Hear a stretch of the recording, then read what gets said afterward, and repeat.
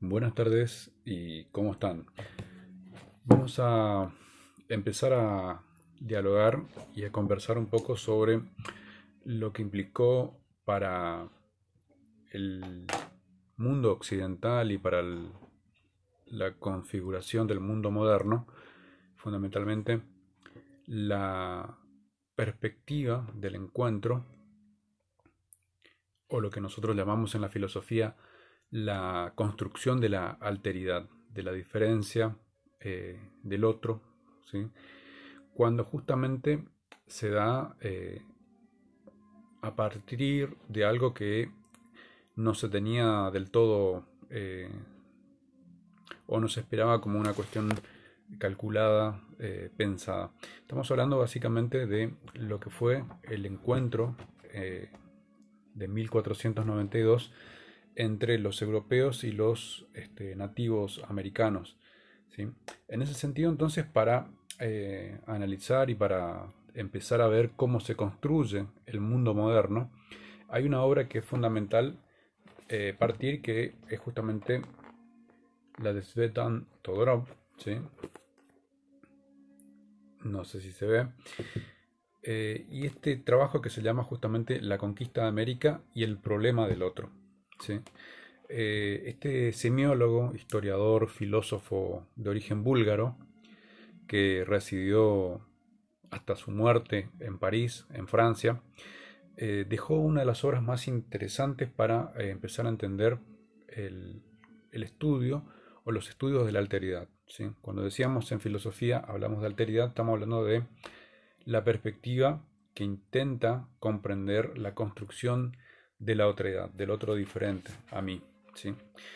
Y es fundamental porque, entre otras cuestiones, como decíamos, el mundo moderno empieza a configurarse lo que Immanuel Wallenstein va a llamar después el sistema mundo, ¿sí? Nosotros nos vamos a ocupar hoy de Svetan Todorov, ¿sí? Básicamente de los dos primeros capítulos de este trabajo, que analiza, entre otras cuestiones, cómo se va construyendo a partir del lenguaje, del relato, de la significación, lo que en otra perspectiva es básicamente la mirada del conquistador, ¿sí?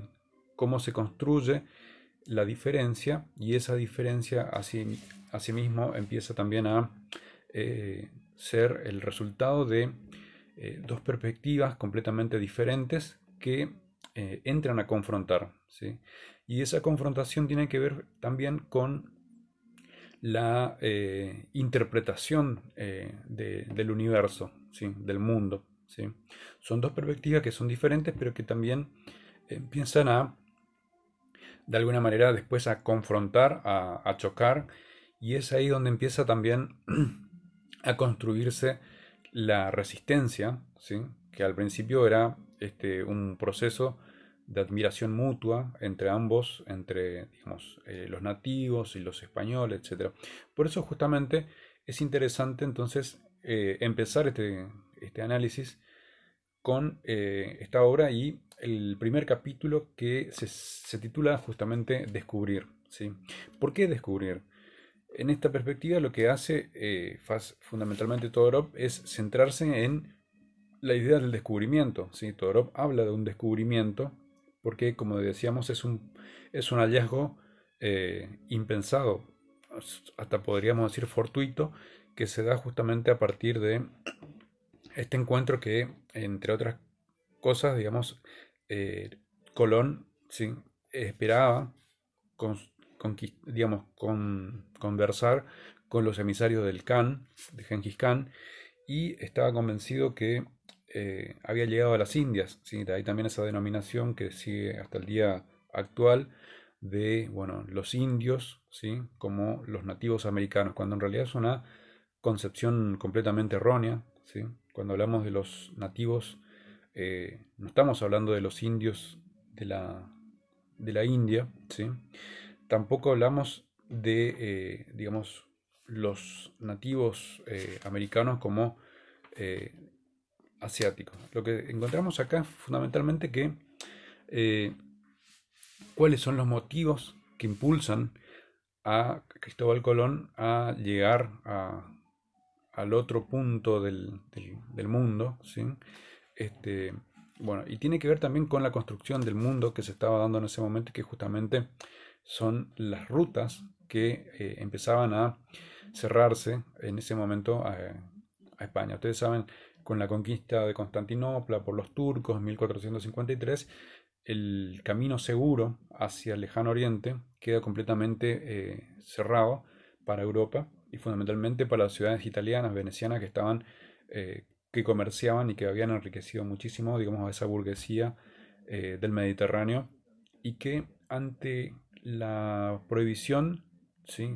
El resultado de la confrontación fundamentalmente con los turcos que profesaban el Islam y que además es el principio y es la continuación de una guerra religiosa que también se va a dar después más adelante, del siglo XVII, siglo XVI, en la misma cristiandad, católicos, protestantes, etc.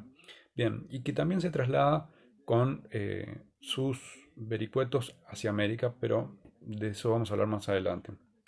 Entonces dice Todorov que, entre otras cosas, la motivación de la conquista de América a Colón estaba dada no por justamente solamente la cuestión económica, ¿sí? Detrás de este impulso había una idea de, bueno, una contradicción, si se quiere, una puja, una tensión entre, bueno, un Colón conquistador y un Colón que también busca catequizar, conquistar espiritualmente, podemos decir.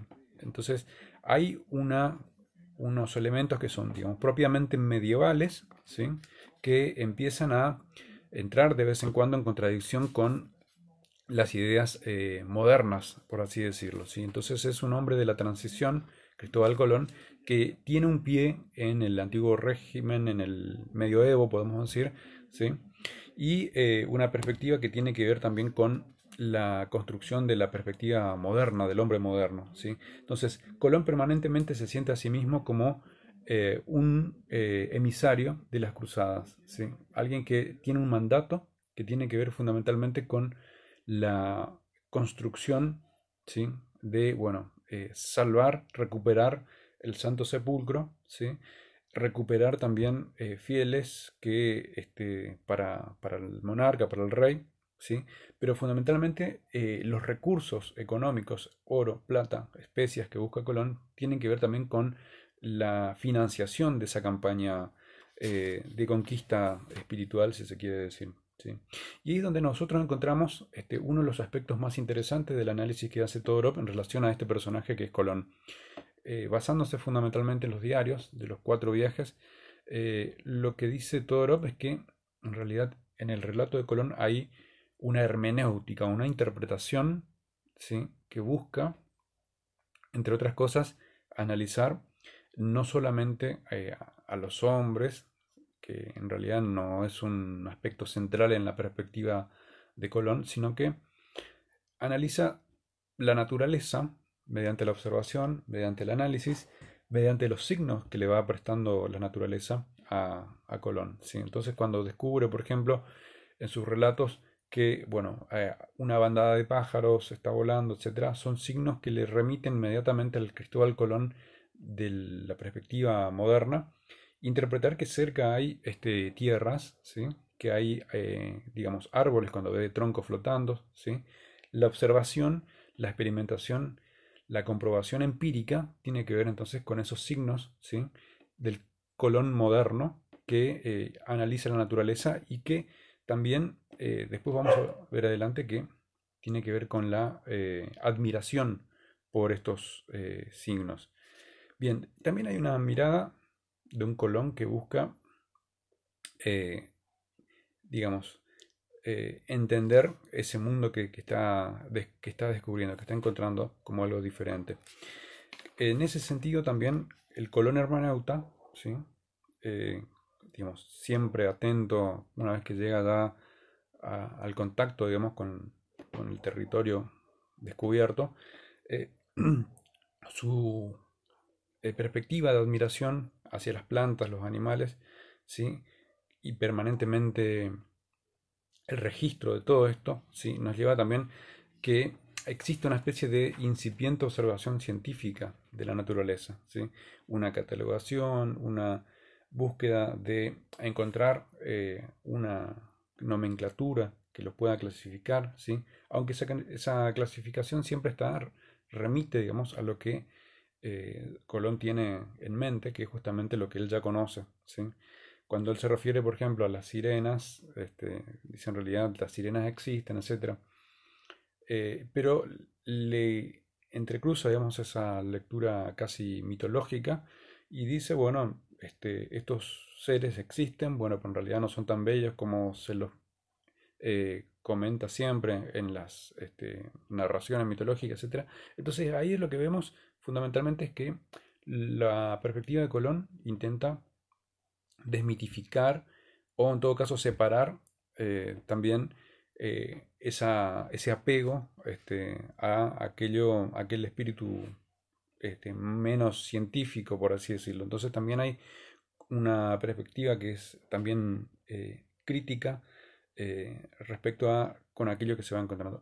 Sin embargo, convive, como dijimos, esa mirada de un Colón más atado a las tradiciones medievales, al pensamiento o a la superstición, si queremos llamarlo así, o a la religión, aunque no necesariamente se refiere a la cuestión religiosa como un problema, sino que, como vamos a ver más adelante, Colón plantea que hay una religión verdadera y una que no es verdadera, que es justamente la de lo que él presenta ahí como los herejes, los que no conocen, o los que también podrían tranquilamente ser buenos cristianos, como él va a mencionar más adelante. ¿Sí? Entonces esa mirada de Colón, entre otras cosas, se guía también por las señales, ¿sí? De la naturaleza, por las señales más espirituales, si queremos decirlo así, y que además también encuentra esta relación permanente entre, bueno, la contraposición, la tensión de, bueno, la tradición con la perspectiva más científica.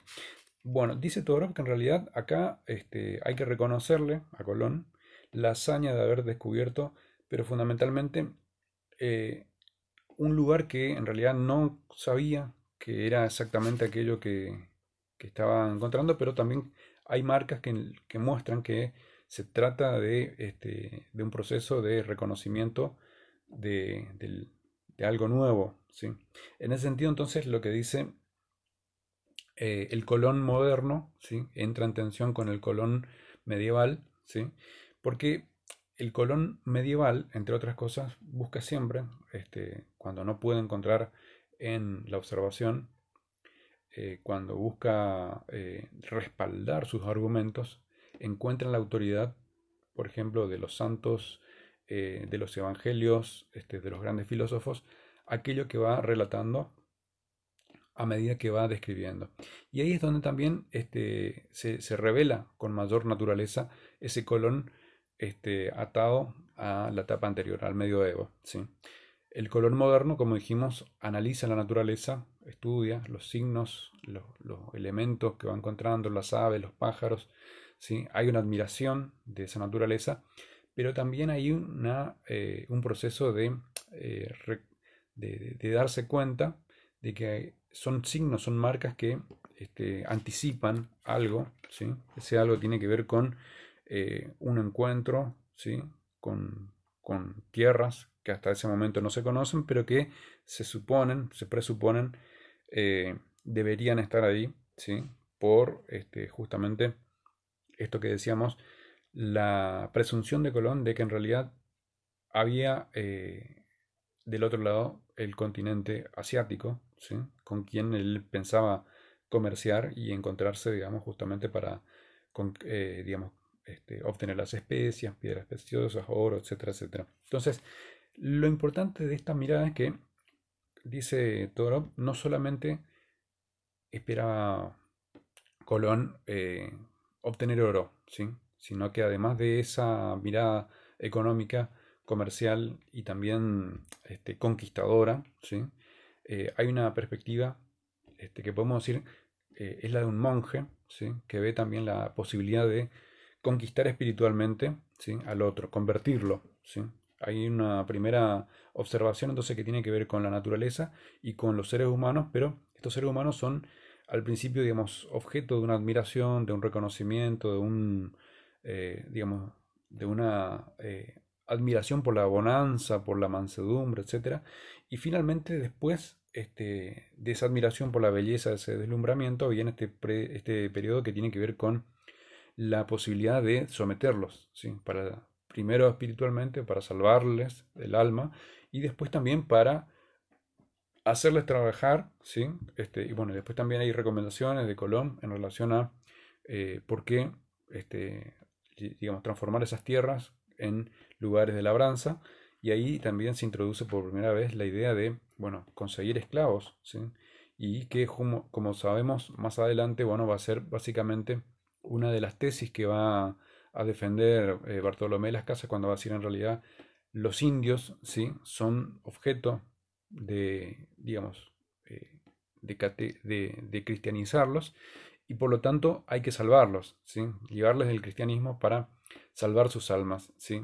Esa discusión entre, bueno, si tenían alma o no tenían alma, que tenía que ver no con una cuestión meramente de especulación metafísica, sino que detrás de esto estaba la posibilidad de, digamos, utilizarlos como mano de obra, ¿sí? Ustedes saben, la esclavitud en realidad reduce a los seres humanos a la condición de cosa, ¿sí? Instrumentos vocales, y como decía Aristóteles, y la posibilidad de explotarlos tiene que ver entonces con, bueno, descosificarlos, ¿sí? Considerarlos seres humanos poseedores de alma. La condición de poseedores de alma tenía que ver entonces con esa condición de igual, y por lo tanto de transformarlos en cristianos también. Y ahí es donde, bueno, Bartolomé de las Casas hace toda una arenga posteriormente, bueno, cuando dice que en realidad a los indios se los puede cristianizar, y que se recomienda, digamos, a los esclavos africanos como aquellos que pueden soportar el trabajo más rudo, y que por lo tanto, digamos, son factibles, ¿sí? De transformarlos en esclavos. También hay una cuestión ahí después que tiene que ver con la condición de la esclavitud, ¿sí? Aunque en España, como sabemos, se va a, digamos, regular de otra forma, ¿sí? Más adelante también con la experiencia jesuítica, la posibilidad de recuperar digamos, las almas que se habían perdido con la Europa protestante, la idea de construir también una república platónica en América, ¿sí? Esta idea de, digamos, Buenaventura Sousa, y esa posibilidad de transformar esas sociedades en repúblicas casi platónicas. Entonces la experiencia jesuítica va más que nada a esa ciudad del sol de Tommaso Campanella, ¿sí? Que es básicamente esa idea de transformar las reducciones en modelos como la República de Platón. La República Platónica tiene mucho que decirnos cuando nosotros queremos entender cómo funcionaban las reducciones jesuíticas. Detrás de esto, como dijimos, por supuesto hay una idea de catequizar, pero también está un sentido, digamos, que orienta, que es justamente la posibilidad de construir repúblicas, ciudades donde los más virtuosos gobiernan, ¿sí?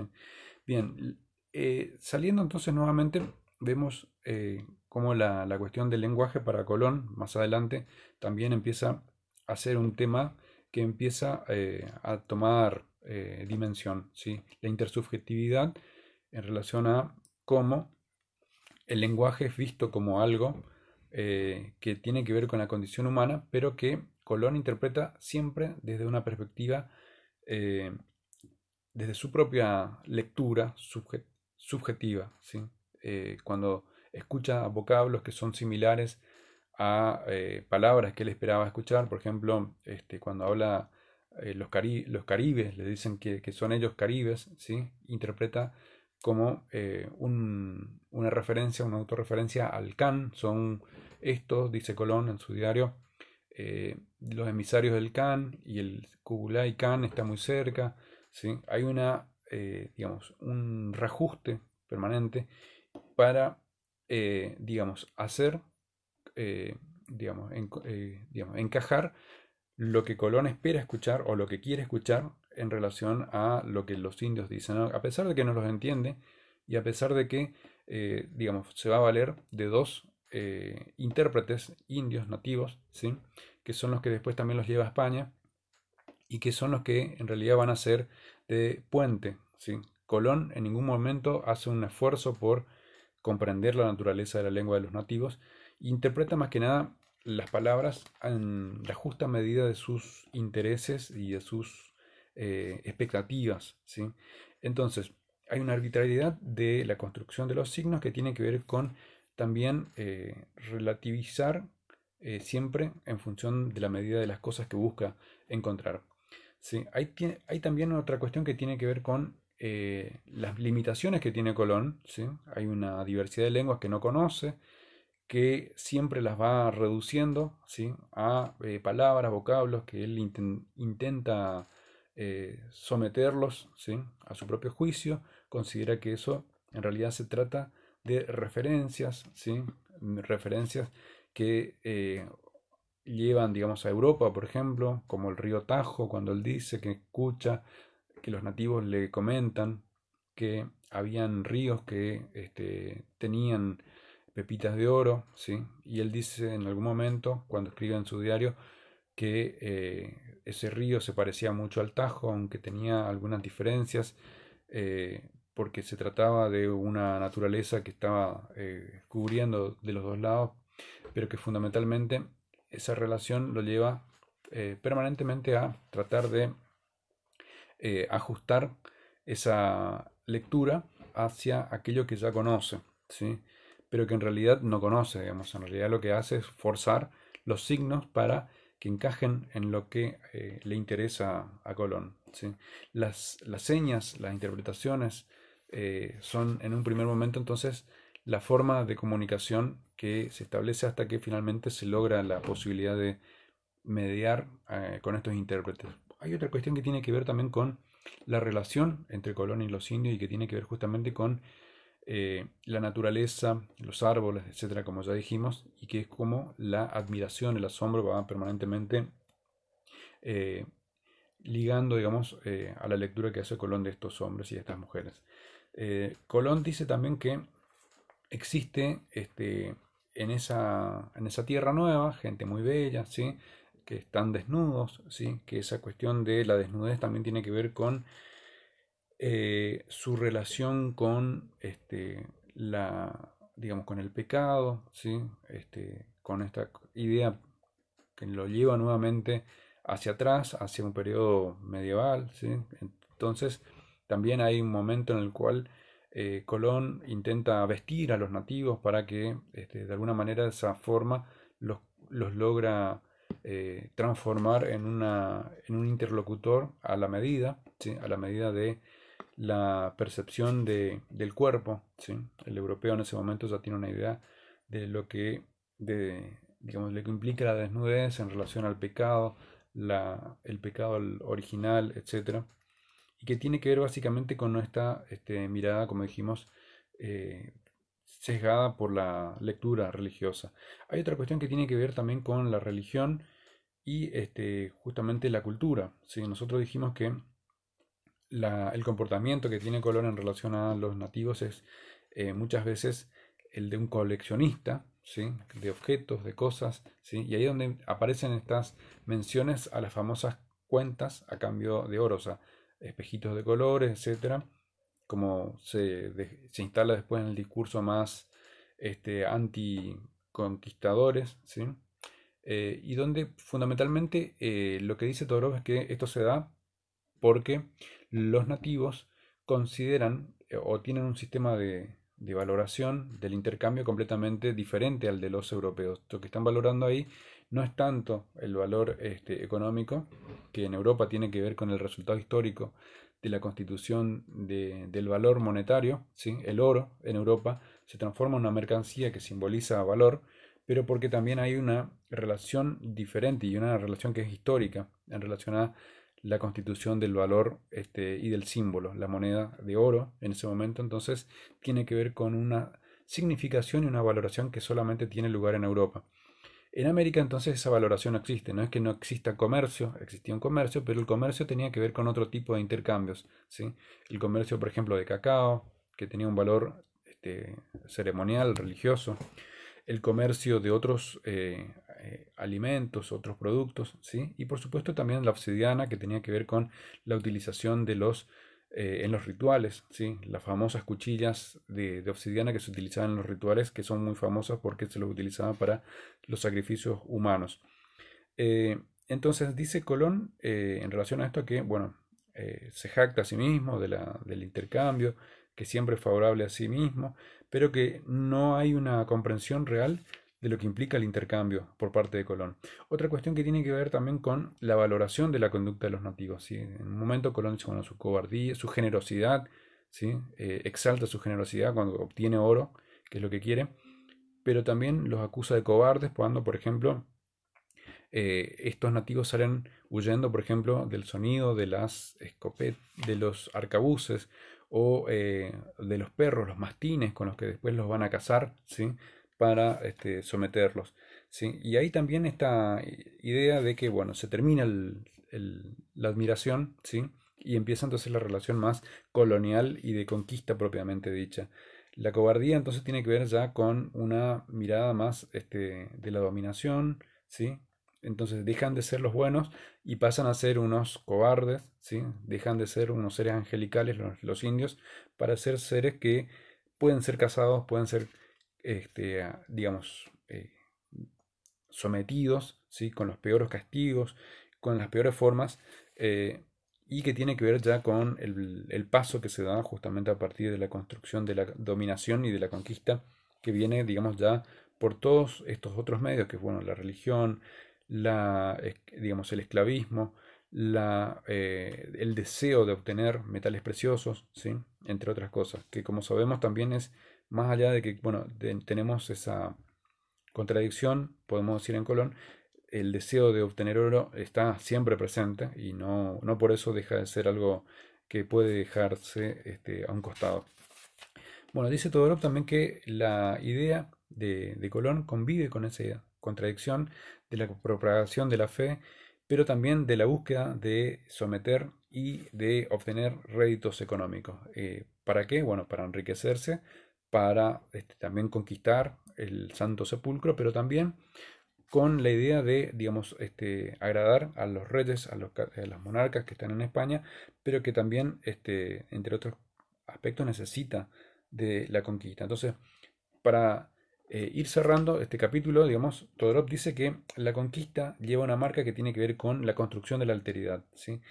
Revela, niega a la vez al otro, ¿sí? Pero que además también tiene un doble movimiento, ¿sí? Dice, por un lado, que mientras España a sí misma no se estaba, digamos, se había repudiado a sí misma porque se negaba a sí misma, ¿sí? Había expulsado a los moros, había echado a los judíos de su propio territorio, ¿sí?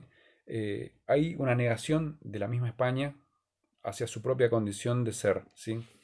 El sujeto, la nación entonces española, que termina, o sea, con la unificación de las coronas de Castilla y de Aragón, carga con esta contradicción. Por un lado, no se reconoce, no se acepta a sí misma, se expulsa a población que vivía ahí durante siglos, y por el otro, a nivel exterior, entonces hay un proceso de conquista hacia afuera, ¿sí? Que, bueno, la historia nos muestra que la América española es lo que sería parte después de la América Latina, pero que tiene que ver también con esa doble negación, porque se niega al otro, ¿sí? Y se construye al otro desde una perspectiva que siempre tiene que ver con una construcción que apunta hacia la negación, ¿sí? El indio, ¿sí? El indio, el nativo, es un otro diferente, pero que tiene que forzarse permanentemente para que encaje en esos moldes en los que los europeos van a intentar permanentemente tratar de hacerlos encajar, ¿sí? Bueno, ahí es donde entonces esa negación, esa doble negación, ¿sí? Hacia adentro y hacia afuera, es lo que constituye la matriz con la cual empieza a conquistarse entonces el continente americano, ¿sí? Con esto dejamos el primer capítulo para que no sea tan extensa la exposición y vamos a centrarnos posteriormente en el capítulo 2. Bueno, continuamos después.